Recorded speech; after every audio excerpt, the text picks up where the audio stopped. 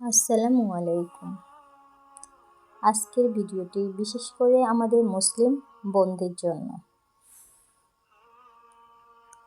যারা আল্লাহকে খুশি করতে চান, জান্নাতের পথে হাঁটতে চান এবং দুনিয়া ও আখিরাতে সম্মানিত জীবন কামনা করেন। একজন মুসলিম নারী শুধু একজন নারী নন, তিনি একজন মা, একজন স্ত্রী, একজন কন্যা এবং সর্বোপরি একজন ঈমানদার বান্দী। কিন্তু আজকের সমাজে কিছু মুসলিম বোন এমন কিছু কাজ করে ফেলেন যেগুলো ঈমান দুর্বল করে ফেলে, আখিরাত ধ্বংস করে এবং আল্লাহর অসন্তুষ্টির কারণ হয়ে যায়। আজ আমরা জানব এমন 7টি কাজ যা একজন মুসলিম নারীর কখনো করা উচিত নয়। এই ভিডিওটি শেষ পর্যন্ত দেখুন, এটি আপনার জীবন বদলে দিতে পারে। 1. পর্দাকে অবহেলা করা।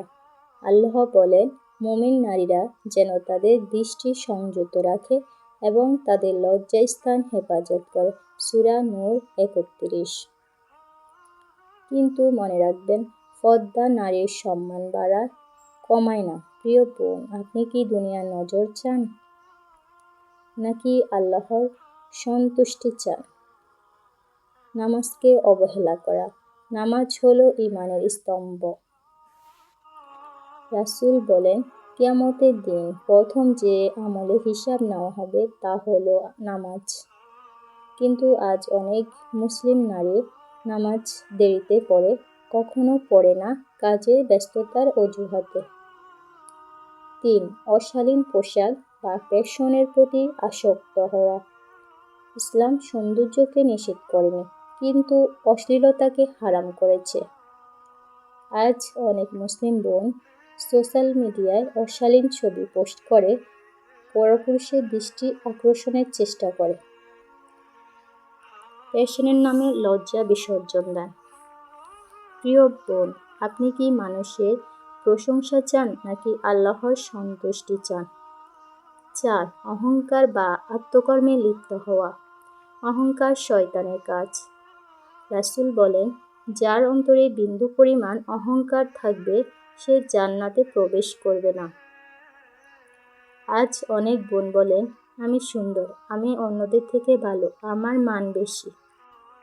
মনে রাখবেন, সৌন্দর্য চিরস্থায়ী নয়, তাকওয়াই আসল সৌন্দর্য। 5. হারাম সম্পর্কে লিপ্ত হওয়া। আজ অনেক মুসলিম বোন গোপন প্রেমে জড়ায়, হারাম চ্যাট করে বিয়ের আগে সম্পর্ক গড়ে তোলে। রাসূল বলেছেন, যে ব্যক্তি চোখে জিনা করে সেই জিনা করেছে। প্রিয় বোন, হালাল ভালোবাসায় বরকত আছে আর হারামে আছে শুধু কান্না। 6. গীবত বা অপবাদে লিপ্ত হওয়া। গীবত এমন পাপ যা আমল নষ্ট করে দেয়। আল্লাহ বলেন, তোমরা কেউ কি তোমাদের মৃত ভাইয়ের গোশত খেতে পছন্দ করবে? সূরা হুজুরাত 12। আজ অনেক বোন আড্ডায় বসলে বলে, ওর স্বামী ভালো না, ওর চরিত্র ঠিক নেই, ওকে আমি পছন্দ করি না। প্রিয় বোন, আপনি কি জানেন 1 মিনিটের গীবত আপনার বহু নামাজ ও রোজার সওয়াব নষ্ট করে দিতে পারে।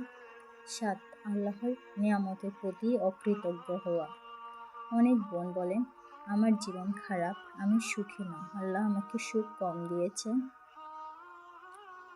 কিন্তু আল্লাহ বলেন, তোমরা যদি কৃতজ্ঞ হও আমি তোমাদের আরও বাড়িয়ে দেব। সূরা ইব্রাহিম 7।